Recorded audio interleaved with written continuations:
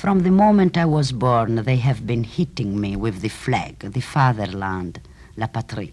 And in the name of those lofty absurdities, they force on me the cult of killing, of being killed. But no one has told me why killing. To steal is a sin, but killing, if you're wearing a uniform, is the height of glory. I don't like the uniform I bought this morning. It's ridiculous, and I don't want to put it on.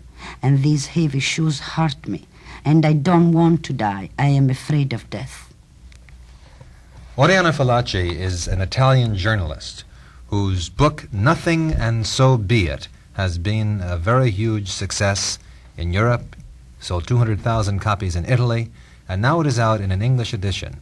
Miss Fallaci, what's the Italian name? Nothing and So Be It. Niente e così sia. It has a kind of sound almost as though it were a phrase, a cliché in Italian, is it? It comes from the prayer. It comes from the Pater Noster, which ends with the word niente e così sia, nothing and so be it. And I finally say it, and it's a sort of blasphemous prayer. It says, Our Father who stay in heaven, give us our daily massacre. Give us our massacre. Massacre.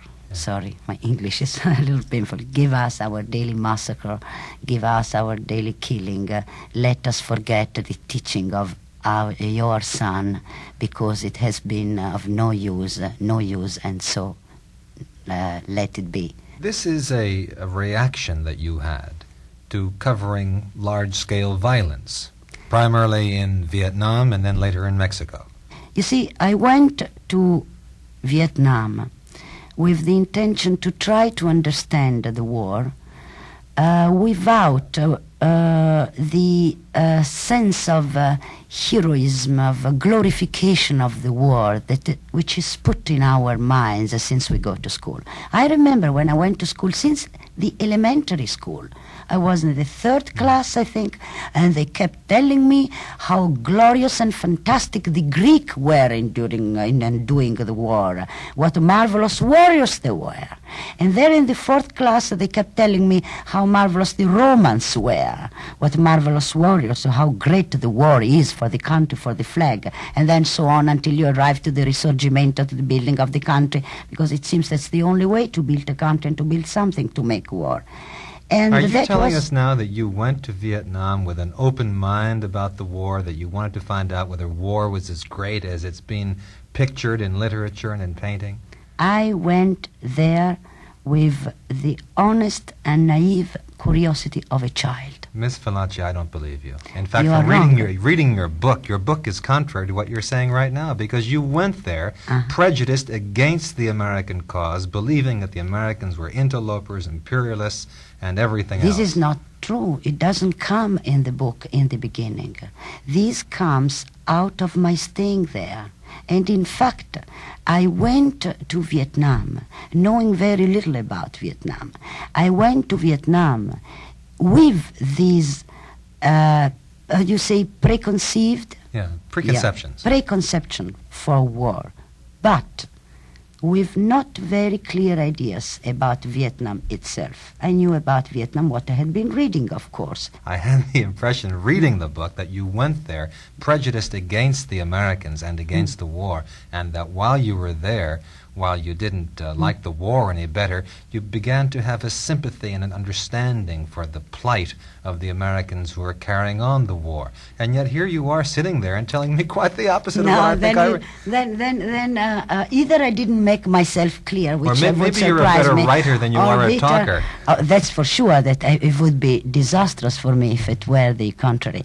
But what I have tried to tell in the book, it is what I've tried to be, I would say, in the book, to be objective, to try to see the war as an everybody tragedy, not only as a tragedy of the Vietnamese, but also of the Americans. There was not any sympathy, there was understanding. You cannot help having understanding for men who are sent to die. I mean, they did not want that war.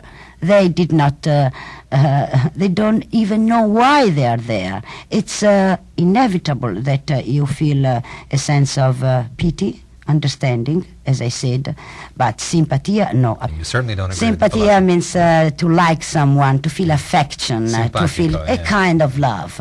It Yeah. is a kind of love. That kind of love, I feel it, yes, but I rather feel it for the Viet Cong. One of the values about your book is that you take the mask off a certain individual who I knew about as a regular Washington reporter, and a lot of people who were concerned with the news knew about, but the public generally did not. And I'm talking about the man who ran the USIA for the Saigon U.S. Embassy, Barry Zorthian. Now, what was your relationship with Barry Zorthian? My relationship with Barry Zorthian was very nice, and I'm sure that Barry Zorthian likes, Let's just say still likes. his object, his job was to sell the war.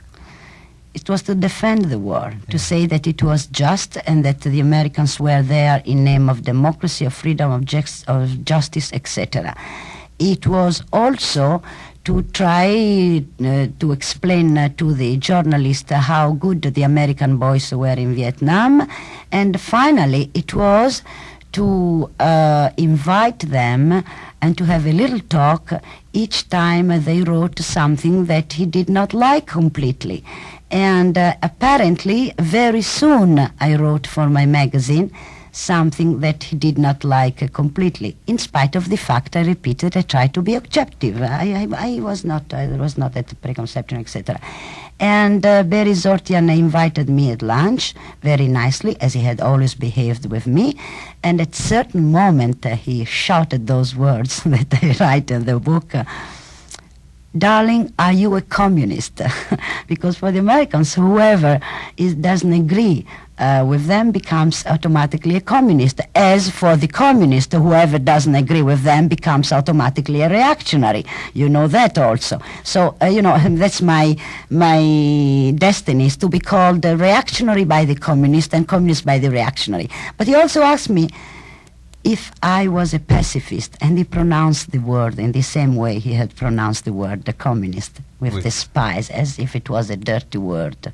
How ironic it was that after covering Vietnam and exposing yourself to considerable danger there, it wasn't until you got to Mexico, a country at peace, that you were wounded and really imprisoned.